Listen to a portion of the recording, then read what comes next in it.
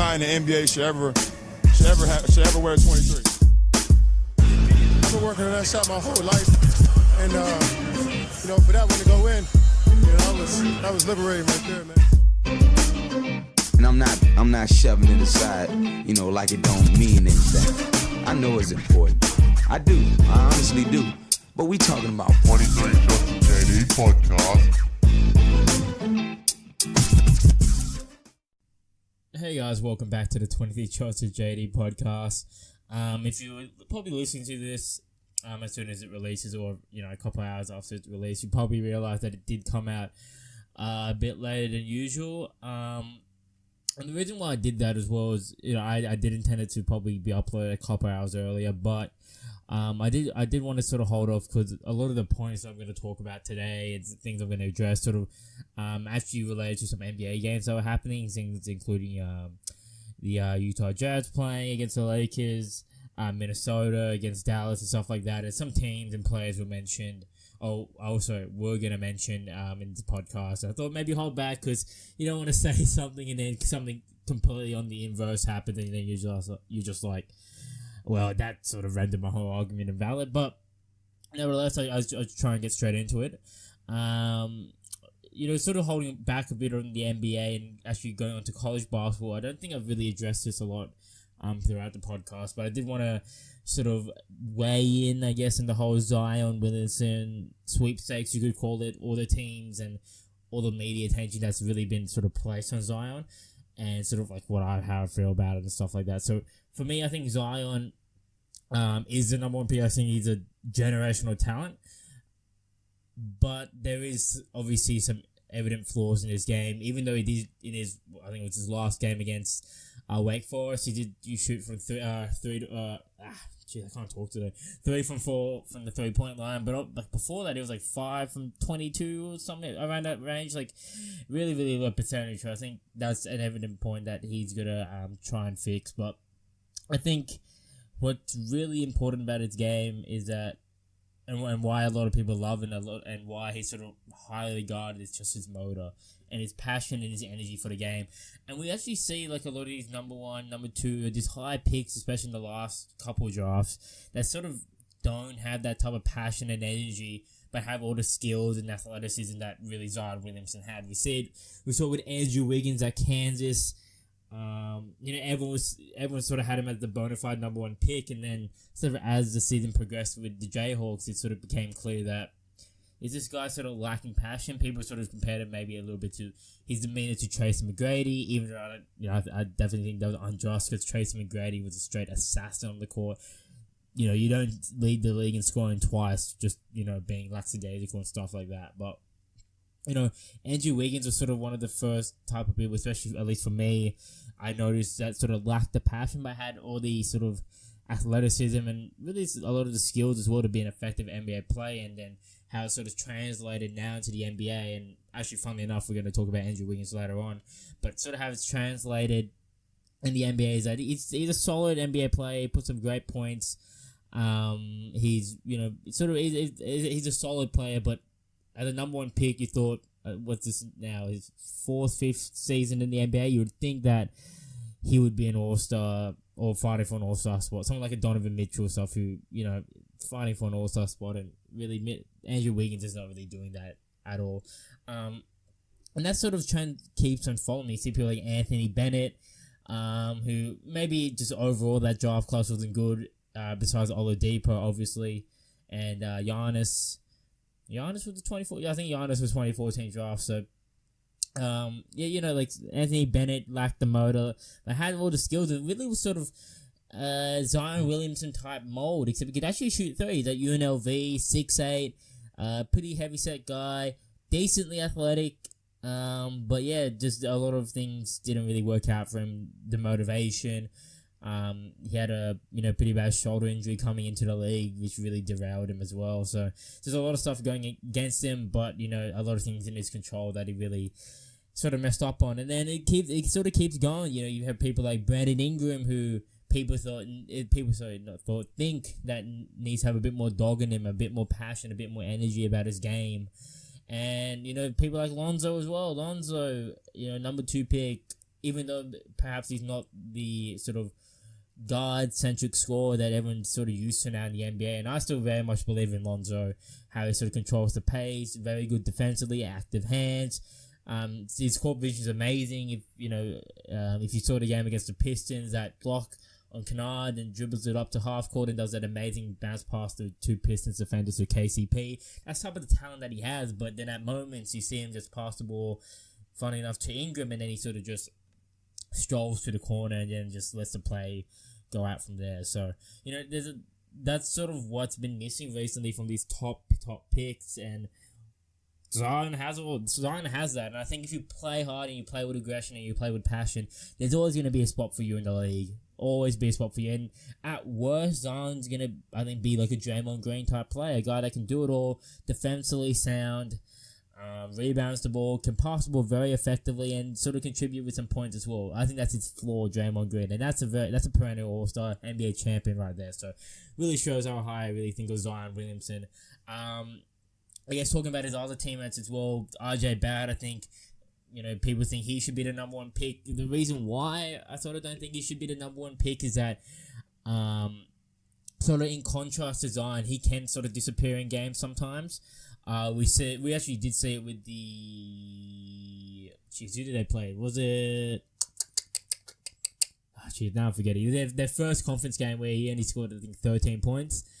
He still played decently well, but, if he's going to be the number one pick, you would think you would expect for more from him. So, essentially what I'm saying is, Zion's been sort of consistently sort of around that 20-ish points per game range, near that 10 rebounds per game range. what you're getting from Zion, and RJ Barrett's sort of missing that consistency. Plus, Zion Williamson, let's be honest, is a fucking X factor. He's a wow. He's an absolute showcase, and really, he's probably the highest attraction in sport right now. And obviously, there's, it's weird saying this about a quote unquote amateur player, and I strongly put that phrase in quotes because obviously before the season started there was some rumors of Zion Williamson and getting that stacked, but he's been playing well, and I think it'll be interesting to see how the Duke team plays overall, because the ACC is very, very hard. You got Carolina, NC State. It's no scrub of a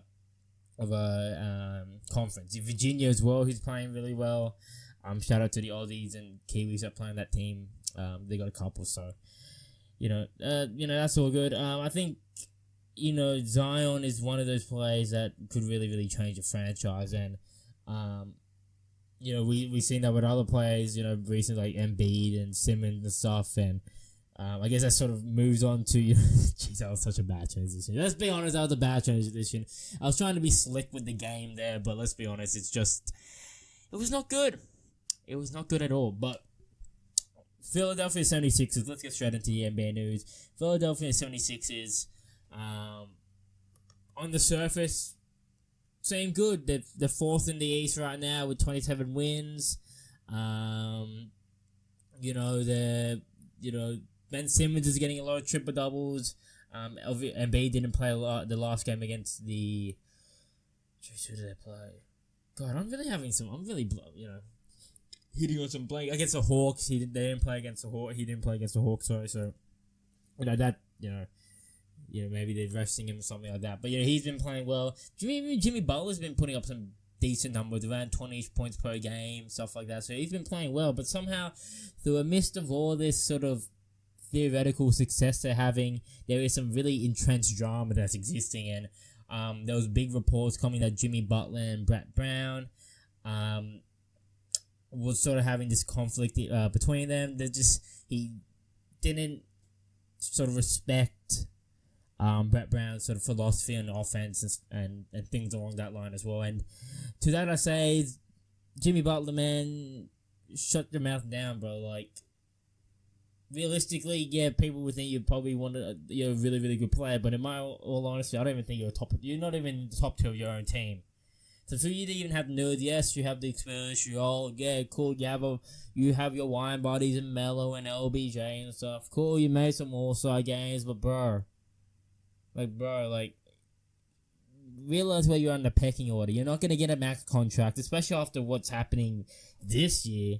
You shit on one coach, force a trade. You go to another team and you shit on that coach. Now you're probably gonna force them to have another trade.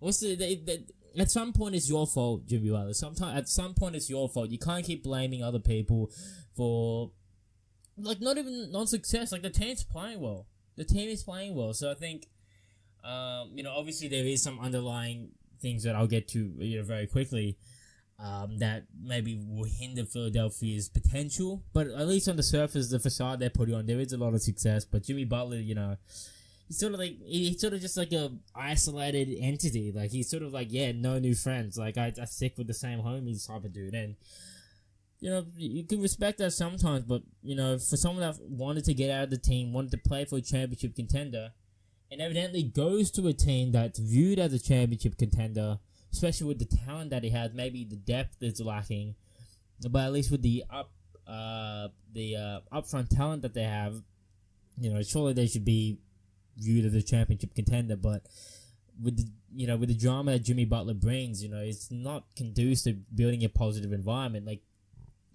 we see now with people like Antonio Brown and stuff like that, who's getting a bit too big for the boots. I think Jimmy Butler's getting too big for his boots. A bit too arrogant, mate. You're a bit too arrogant. Like, pipe down a bit. Pipe, like what? You somehow the team, you drop 30 points. Ben Simmons drops a triple-double and you still lose to the Hawks. You did that again. Plus Embiid dropped like 35 and 15 against the Wizards. You still lost. And sure, you're putting up your own individual statistics. And maybe it's probably a greater scheme and a greater issue that's amongst the whole team and the organization in regards to them actually having effective winning plays. But Jimmy Butler, you can at least try and change the foundation of that. And somehow you're probably impeding on that even more. You're impeding on the ability of the Philadelphia 76ers to try and garner this type of success that they've been damn near searching for years. And you come out here and you talk trash about the coach. Know your place, Jimmy Butler. Know your place, alright? And I don't care if you come from me on Twitter or Instagram. You probably won't even hear this because I'm such a blimp on the radar. But just know, man. Just you're too big for your boots. Just play basketball, man. Just play basketball. And I know that's probably been a contentious line that's been thrown out there, especially amidst, LeBron James' sort of media escapades and stuff like that, where he's, shut up and dribbles. And I'm not saying shut up and dribble. Like, you can talk about, political issues and social justice issues and things like that. I think it's very, very important for athletes to sort of try and address that. And even though it's probably not, their duty to, I think it is important because they are role models and they are sort of the voices of a lot of people, especially in my generation, of the younger generation.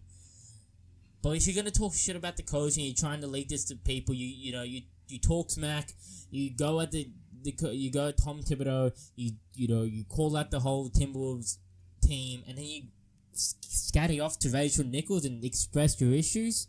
Come on, Jimmy Butler, you're not fooling anyone here, alright?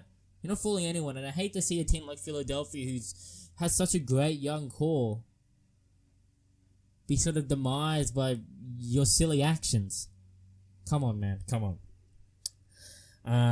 Going on with the Philadelphia 76ers, there's been a lot of speculation around Ben Simmons, and I think the speculation has sort of fueled Ben Simmons, especially recently with the amount of triple-doubles he's getting on a more consistent basis, even though they're not translating to wins.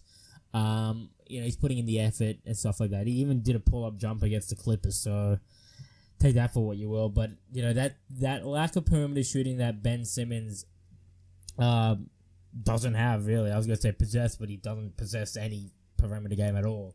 That lack of, shooting ability is sort of hindering him, and really hindering the team, because he then becomes unplayable in the fourth quarter, and because of that, and because of all this sort of tension that's arising, especially, again, picking back off Jimmy Butler's issues with the coaching staff and the offensive game, there's sort of potentially been rumors that Ben Simmons is expendable, which is ridiculous to hear, at least for me. And I'm not trying to be a homer for the Aussie guy. I know I'm an Aussie boy, and I love and support and root for the Australians in the NBA, but this is not me rooting for an Australian NBA player. I'm rooting for an NBA player, a 21, 22, 23-year-old. I really don't know his age because I really don't need to know that this guy's a generational talent. This guy's basic LeBron James without a jump shot, and he will learn a jump shot. I dare you to bet me that this guy won't learn a jump shot before his career finishes in the next 10 to 15 years. He will learn a jump shot. And I don't know why Philadelphia is so impatient about these things. Like, be patient. Be patient. Because who knows, the Celtics might not be there for a long time.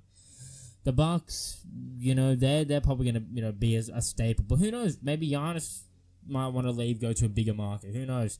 The Raptors, we still don't know their sort of stability. Kyle Lowry's on the downhill. We don't even know if Kawhi's even going to stay there. So, Philadelphia, if they just stay patient, stay true to themselves, perhaps, not making a move is the move to make, realistically. I saw rumors that Ben Simmons might get traded for Anthony Davis, which to me is a bit weird, but sort of cool at the same time. Imagine if Ben Simmons goes back to, the Louisiana State area, dominates for New Orleans, that could be a game changer. And just sort of like, I'm more curious of how the dynamics between AD and B really work. Like, I know the experiment with Boogie Cousins and AD nearly manifested into something positive if it wasn't for Boogie getting injured, but it's really the two star-studded front court really the way to go. I don't know. Maybe it is. Maybe you need to be at the cutting edge of something before everyone follows. Maybe this highly dominant three-centric sort of league. Maybe you need to go in reverse. Maybe that's the way you sort of are a point of difference, or you might make the finals and stuff like that. But we'll see with the Philadelphia 76ers. As I mentioned, they are top 4 in the East, and they're playing well. They're playing very, very well. And I guess sort of relating back to Jimmy Butler, a team that he ultimately messed up is the Minnesota Timberwolves. And the coach that he shat on, a coach that a lot of people didn't really like, maybe not in the organization, but especially across the media and a lot of other NBA pundits and stuff like that, was Tom Thibodeau. He did get fired, and Young Saunders comes in and is now the interim head coach. I'm not going to call him by his first name because I think Young Saunders is a sick name, especially if it's like a Y-U-N-G, like Young Saunders is pretty gangster. I think he was 32 years old, the youngest NBA head coach right now in the league. The man's young. The man is young. And maybe that's what the Timberwolves need. I think they have a very, very young team. And he's really been the main staple piece of the Timberwolves, which is surprising to think that a 32-year-old has been the main staple piece of the Timberwolves, because throughout all the different coaching changes, especially since 2014 when Andrew Wiggins was there, he's been the only player, the only single coaching individual coaching person that's been there from the beginning, especially when the young core started to emerge. So, maybe he's gonna, bring something different to the table. Maybe he'll, try and get the best out of his players, especially what we saw with Andrew Wiggins against OKC. They got 40 and 10. Maybe Andrew Wiggins gonna thrive under him. He did mention again in the press conference after that performance that he has a lot of respect for Coach Saunders, and we even saw it in the locker room with a lot of the players. A lot of the players sort of embracing young Saunders and his first victory, and then in the locker room pouring water on him, doing that classic celebration. A lot of respect, and if you look at the ladder as well, they're not really far out of the playoff picture, so there's definitely some room for the Minnesota Timberwolves to turn around. So, it's going to be good to see how the Timberwolves progress, because I do like the Timberwolves. I think I mentioned in the podcast ages ago, like, a lot of Australians like the Timberwolves, and I think a lot of just the casual fan like the Timberwolves because it's sort of just one, the Timberwolves is just a cool mascot and it's a cool name, but on the second point, it's like they have such a cool young core. Wiggins, even though like I said, he sort of sometimes like motivation and passion, he can play. He can ball out. We know what Karl Anthony Towns can do. Not play defense, but offensively a stud. More than a stud, he's a savant. I like Tyus Jones as well. Tyus Jones is very, very well. Plays very, very well. So there's a lot of great pieces they have in their team. Okogie to mention as well. That can play effectively, and I think, especially find your coach halfway through the season. It is a bold move, but if you believe in young Saunders then, young coach maybe can relate. Maybe he relates to the players better than Tibbs could, which seems to be a trend amongst, or maybe will be a growing trend amongst multiple leagues. We see it with in the NFL with the Rams coach. Now I just forgot his name. Wow, I can't believe I really had it in my head. Now I forgot his name. But there seems to be this trend towards young coaches, which don't understand because it was always that thing that the older guys would never respect the young coaches. Even Luke Walton at age 38, 39 is a young coach, but he gets a lot of respect. So it's it's just interesting to hear that there's a lot of young coaches around the league. It's one of those things that seems to be a growing trend, but it's just what it is. As I sort of mentioned and alluded to, that how the Timberwolves can make the playoffs. They are in the 13th position, which is insane to think that they're still in the run for the playoffs, albeit halfway through the season. But that's because this Western Conference, it's stacked. It's a stacked Western Conference, and really from the Nuggets and the Warriors with 28 wins to sort of give themselves a bit of a buffer or a bit of leading room for them to sort of relax a bit. But really from 3 to 14, it's anyone's game. The Thunder, we see them, they've lost 3 in a row. The Trailblazers, they were sort of lower, but now they've won 4 in a row. The Clippers have been losing. The Rockets and Spurs have been, here and there. Lakers, obviously without LeBron James, are here and there. The Jazz have been, winning some couple games recently. Kings again are one, and they win one, they lose one. They're right on 500. The Pelicans a bit sneaky. Let's be honest. They've won 3 in a row. Another sneaky team. The Mavericks won 2 in a row. Timberwolves obviously lost against Dallas, but they're still really definitely in the playoff picture, as I mentioned. And the Grids are still in the playoff picture. Obviously, they've really died down from the hot start. I remember at one point, I thought Conley was going to be an All-Star, but them being second last is probably, not going to really progress him being an All-Star. But, it is really just a clusterfuck of teams in that 3 to 14 position, which is insane. And I think if any season was going to be a season of reflection, that maybe there should be no East or West, and it should just be the best 15 teams. This is probably the reflection, because if you look at the ladder, the Hornets are in 8th spot with 19 wins and 22 losses. And you know who else has 19 wins and 22 losses? The Memphis Grizzlies, so they're coming 14th. So they would be in the playoffs in the East, but somehow they're probably in line for a top or really high lottery pick in the next upcoming NBA draft. How odd is really that? It's a bit odd. It's a bit odd. And I think this is really a reflection, especially at least for Western Conference teams and for the NBA, and at least for a lot of NBA fans and really media outlets, that the regular season matters. The regular season matters, and at least for me, I care about the regular season now, because especially with the Western Conference, it's so close that every game matters. The Lakers losing to the Jazz today matters. The Pelicans, so the Mavericks beating the Timberwolves today mattered. The Thunder losing 3 in a row has mattered. Everything matters. LaMarcus Aldridge's 56-point game For the Spurs mattered.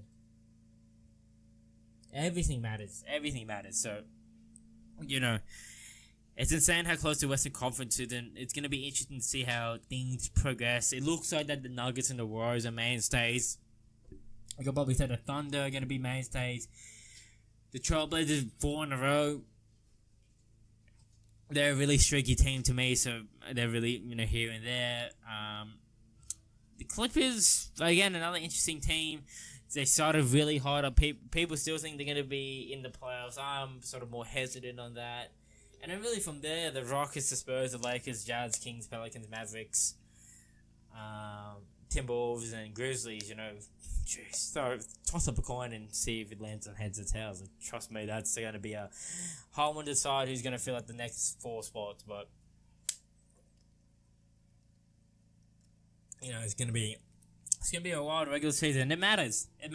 Fans, people listening to podcasts, tune in, at least for Western Conference teams playing, because, it's definitely going to matter who sort of pans out in these next couple of games or next couple of weeks, especially before the All-Star break. I guess sort of talking about the Western Conference, it's sort of mandatory to get into some Laker news. Always a mandatory Laker news. If you're a podcast if you're an NBA podcast, if you're a show about the NBA, it's pretty much mandatory to talk about the Lakers. So we're going to talk about the Lakers. Just lost to the Jazz, but before that we were on a 2-game win streak. Beat the Mavs, beat the Pistons, and what is it now? 3-6 without LeBron James, 33%. They failed. If you're gonna look at it as an exam, they're failing. They're failing their class. They're failing their course. But there has been sort of some bright spots. But realistically, if you look at it on a holistic point of a holistic viewpoint, the team looks suspect. And the whole sort of thing surrounding the whole sort of reason why the Lakers need to take that next step or haven't taken that next step sort of is predicated on 2 individuals mainly, and that's Lonzo Ball and Brandon Ingram, man. Let's break down both of them. Lonzo Ball has played well in Sparks. He's had a couple of 20-point games. He's had a couple of over 10 assist games. Multiple steals games. Defensively, I think he's always sound, and I did mention it from the top when talking about sort of players that need more motivation. I really don't think it's motivation with Lonzo Ball. I think he does have the motivation. He does it because he plays hard defense. I think it's just offensively, maybe he's just not up to it at this point in his career. He just, obviously has played or has shot better from 3, but not consistently. He's still, you still don't know what you're gonna get from him. You might get a 4 from 8 games that he had with, against the Mavericks, and then you might get a 1 for 3 or 4 games that he had, I think, today against the Jazz. He's really up and down. But he needs to be a bit more consistent. At least showcase his ability to be an effective contributor on the team when it's needed, when it matters. Because in the 4th quarter, man, this guy's unplayable. This guy is unplayable. He's what, 2 for nearly, this guy's nearly 10% from the free throw line. 10% from the free throw line. I didn't say he is 10%. He's nearly 10%. Which, if you're in the ballpark of 10% from the free throw line, that's concern. That is concern. And when he shoots free throws as well, it's like he's hoping for it to go in. It's just like he's chucking it up in the air. When you're playing basketball, when you play with people that don't know how to play basketball, and they do that 2-handed push shot. That's basically what he's doing. He's 2-handed push shot to the rim and hope it goes in. You're an NBA player, and I love Lonzo. I love me some big baller brand. I love me some triple Bs. But at some point, I'm going to get frustrated with you, Lonzo, because you're not getting the shots that you need to get in. You need to get in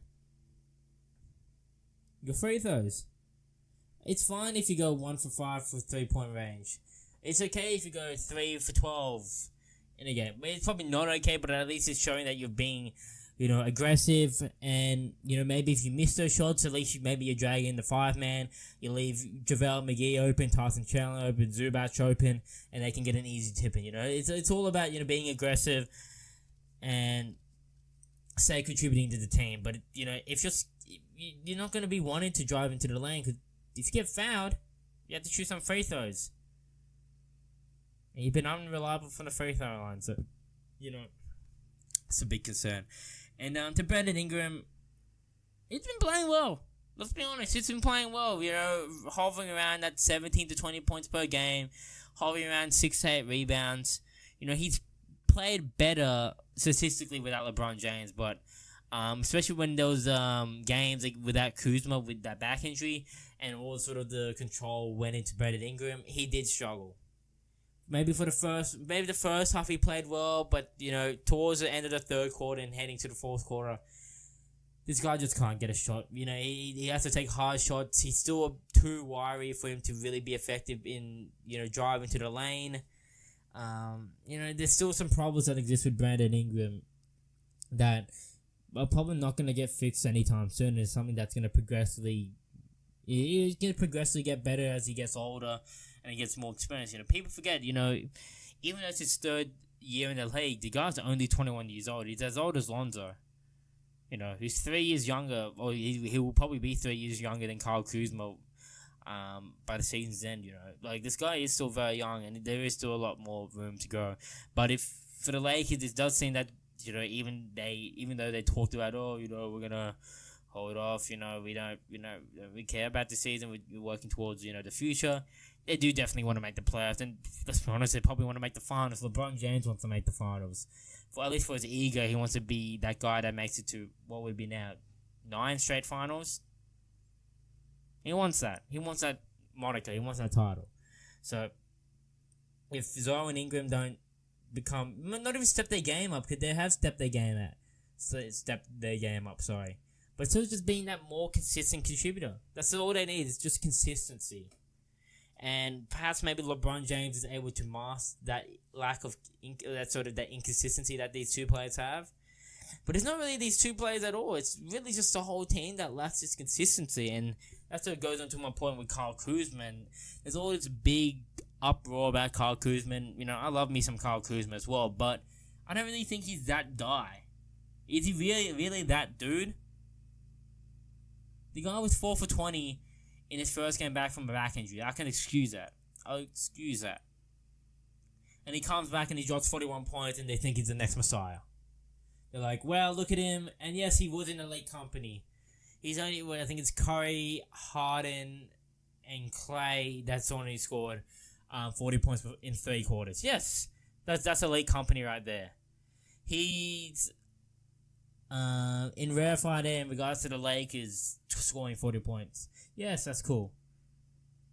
And then you come in the next game and you do what? 3 for 18? Whatever it is. I don't really want to look at the stats because it's probably worse than that. You need more consistency from Kyle Kuzma. He's shooting worse than Lonzo from 3. People forget about that. He's shooting worse than Lonzo from 3-point range.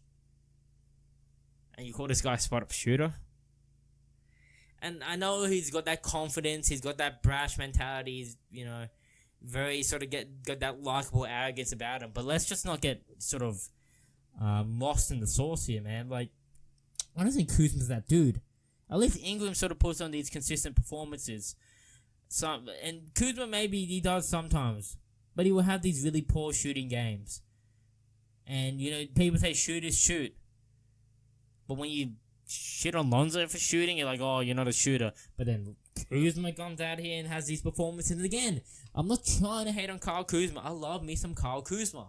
And I know it might not sound like I love me some Kyle Kuzma, but I hate how this guy is sort of put on this pedestal above Zoe and Ingram. I don't think he's above Zoe and Ingram. I think he's on the same level as Lonzo and Ingram, and even Josh Harden there. I think he's in the same level. He hasn't risen above them. Perhaps maybe he's had some performances that would indicate such, but overall, on a holistic viewpoint, no, I don't think so. I think he's on the same level as Zoe and Ingram. And Stephen A. Smith could say that you need to keep hold of Kuzma. Or these NBA pundits could say you need to keep hold of Kuzma. But hear me now that I don't think Kuzma is untouchable. I think he's definitely on the same wavelength as Zoe and Ingram. And he has the same issues as Zoe and Ingram. Consistency. Sometimes he disappears on defense. Maybe not an offense. Yes, he passing the ball. He's gonna shoot. He will shoot. 9 out of 10 times he will shoot. And that's not even like a bet. That's like statistically, he will shoot like 80% of the time. He's got a high usage rate when he has the ball. But on defense, man, this guy disappears. It's like the Matador. This guy's just like the bouncer letting you in. He's like, oh wait, so do you have your ID? Oh wait, you're gonna okay, just come straight through. Come straight through. Come straight through the red velvet, please. Kuzma, he's cool. I like Kuzma. Again, I don't want to keep reiterating this. I love me some Kyle Kuzma. I love me some Kuz. But be more consistent, dog. And I don't even think it's your fault. It's the media's fault because there's this big sort of mirage about him that he's so much greater than Lonzo and Ingram. Just because he's a 27th pick. Yeah, cool. He's better than Lonzo and Ingram. But do you think a 21 Kyle Kuzma would have done this when he went into the league? No, he was still in Utah. He wasn't even on the radar of NBA teams at that point. Okay? And I'm not trying to hate on Kyle Kuzma. But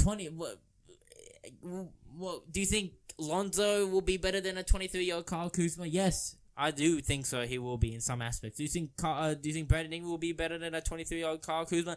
I honestly think so. I think, and perhaps maybe doesn't fit well with LeBron James. Does Brandon Ingram?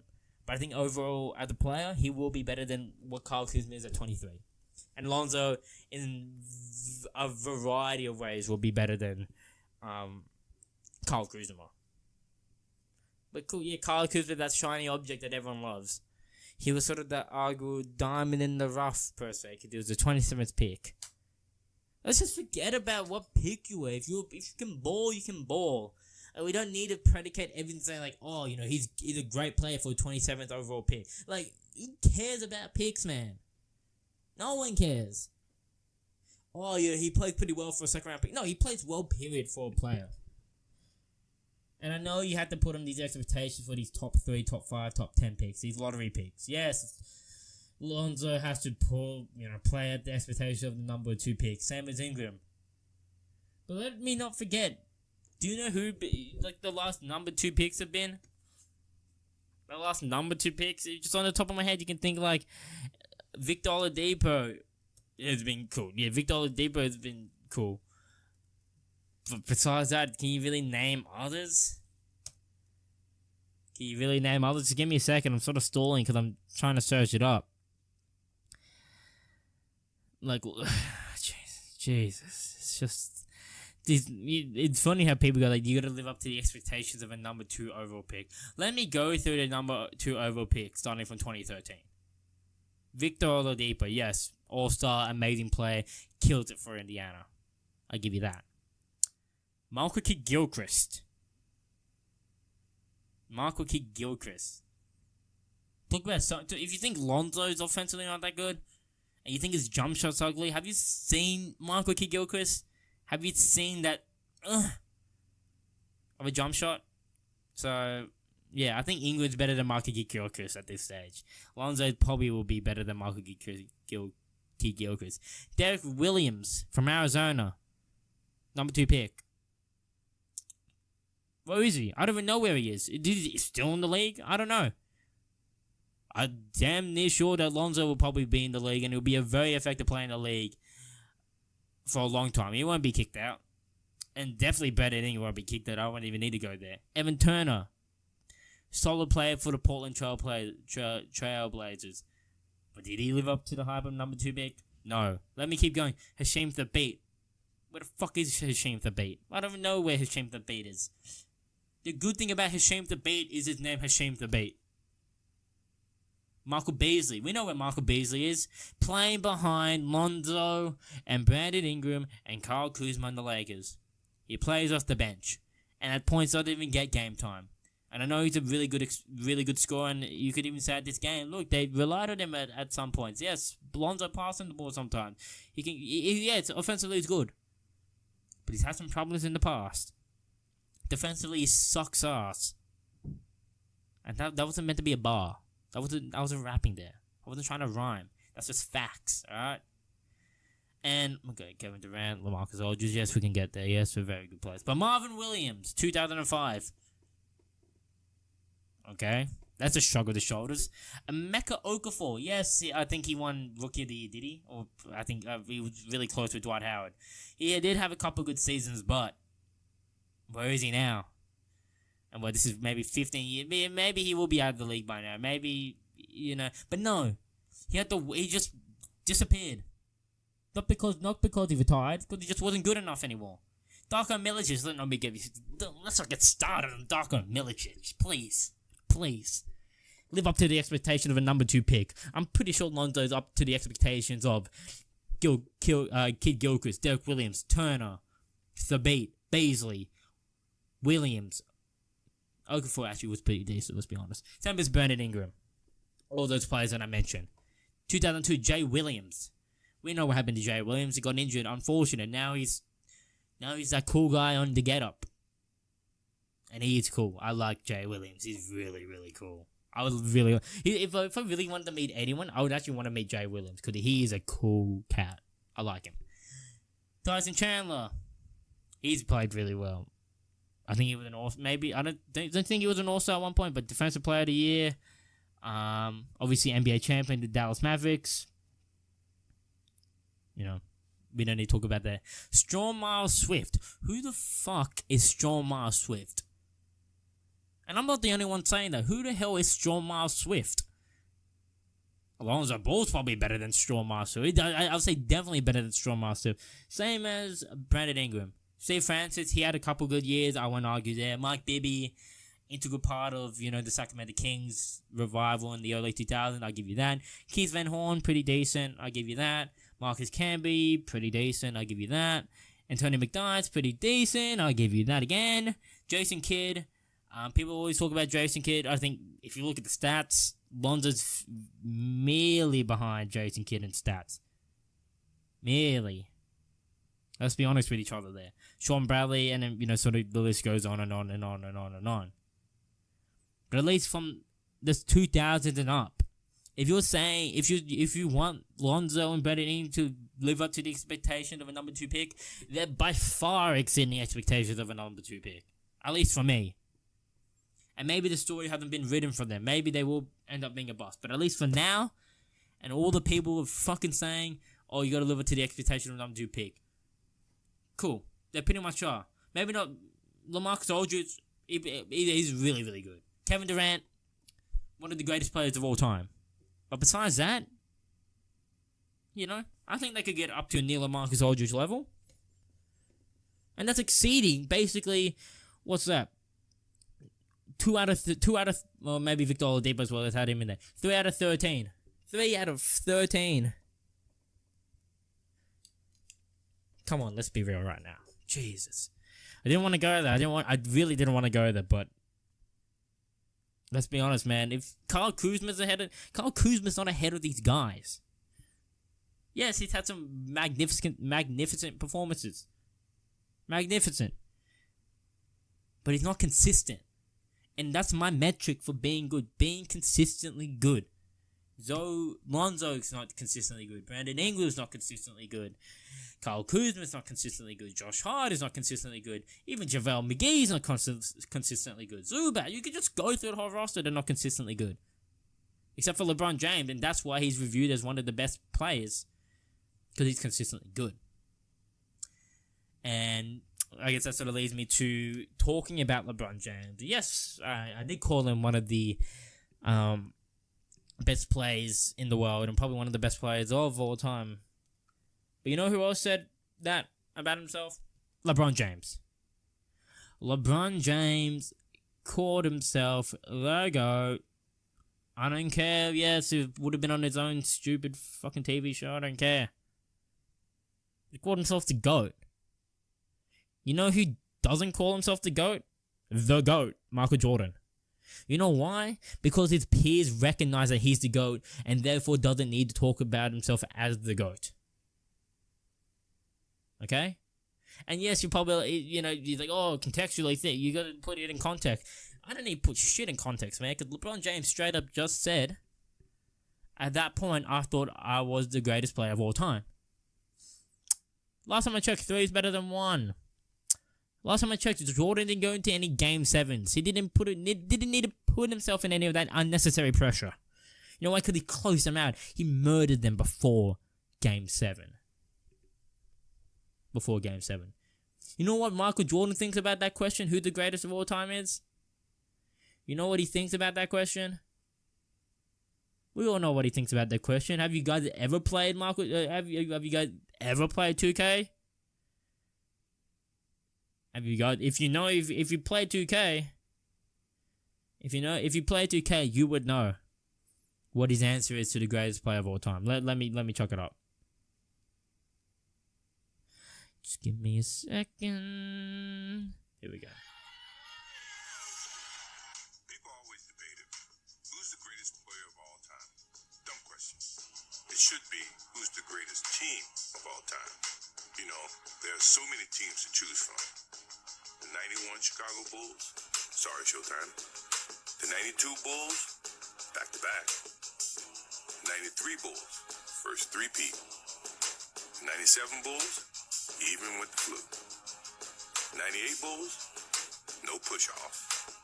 And my favorite, the 96 Chicago Bulls. 72 wins. Tough to beat that. What? Yes, indeed, Michael Jordan. What? Yes, LeBron James proclaimed himself as the greatest player of all time. Even at that point, and a lot of people were like, yeah, that's BS. It's probably just doing it for 2K. And perhaps he is. But I think what he said has a lot of merit. It's not about who the greatest player is. It's about the greatest team. Yes, it is. And, even though he said 72 wins, and there's a team that had 73 wins,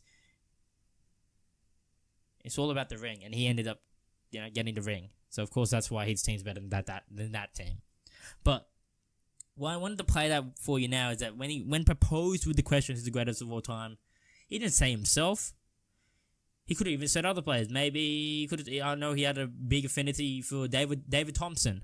He could have said that. Dr. J, Magic, Larry. He could have said any of those guys. Bill, Wilt, Jerry. All those people. But he didn't. He said it's about the greatest team ever. And let me rewind back to what LeBron James said. At that moment where, one, Kyrie Irving hits the game-winning shot. LeBron James didn't hit the game-winning shot. Kyrie Irving won the game-winning shot. Kyrie Irving's name's not LeBron James. He's part of the Cleveland Cavaliers, the team. Yet, LeBron James says, at that moment, I thought, I am the greatest player of all time. You see where I'm coming, you guys see where I'm coming at this. Is that he claims to be the greatest player of all time, yet his team, and Kyrie Irving carried him, hit the game-winning shot for him to even have that moment of insane, not even clarity, just realization. No, he didn't go like, wow, this is one of the greatest teams I've ever played for. That's what I would have said. Any humble human being, with any sense in the world, someone that's not selfish, someone that's not narcissistic, someone that's a team player in a team sport would think, wow, what a team. This is the greatest team I've ever played on. But no. He basically said, fuck you, Kevin Love. F you, Kyrie Irving. Kyle Korver, I don't care. JR, good on you, buddy. But I'm the greatest player of all time. And that's really just a show of his character. He's selfish. He's egotistic. He only really cares about his own individual stats. And he will forever play, and yes, maybe at one point he will have the most points, He will be one of the leading rebounders, leading assist guys, leading steals, leading blocks, leading minutes. Yes, perhaps he could be all that. But he will never be the greatest player of all time because he doesn't understand what basketball is. It's a team sport.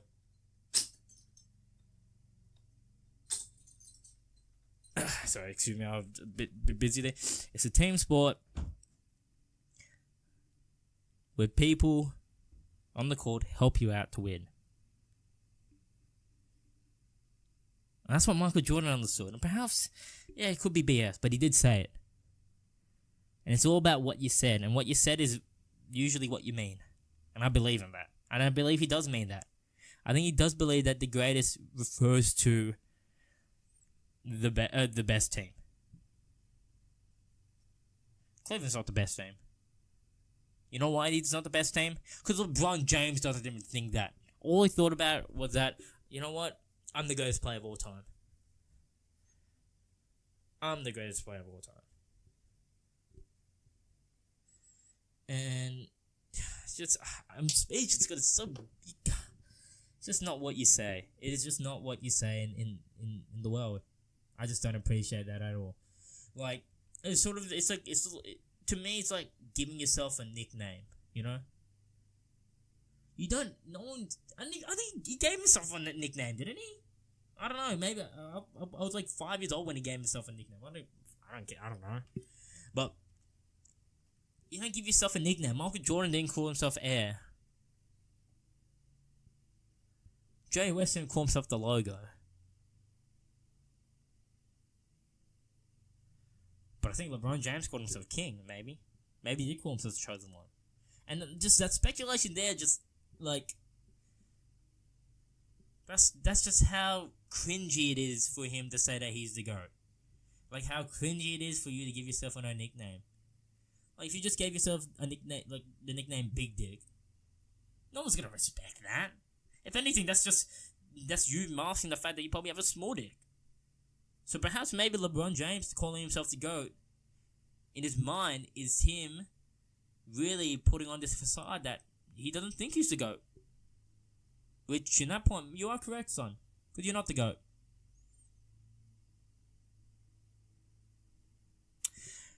We had fun today. We definitely did have fun today on this podcast. There was a lot of bickering, a lot of arguments. To myself.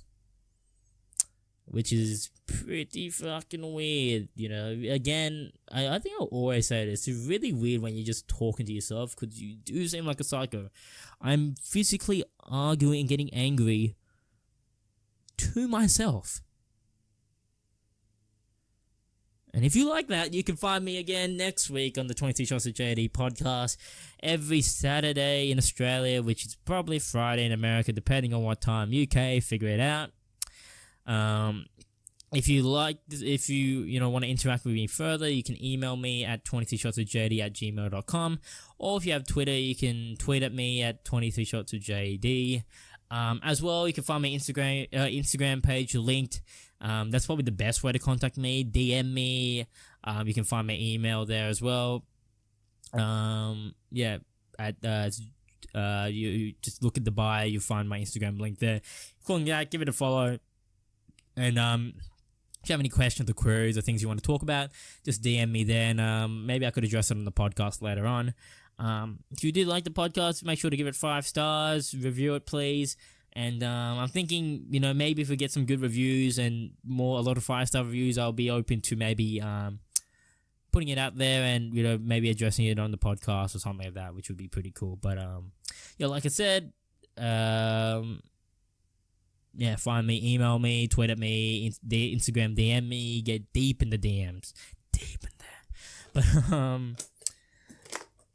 But, wow, just all these bottles fell. But yeah, I think I sort of leave it to that.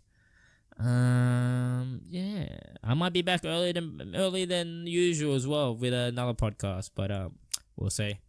I don't know why I even said that. Okay. Bye!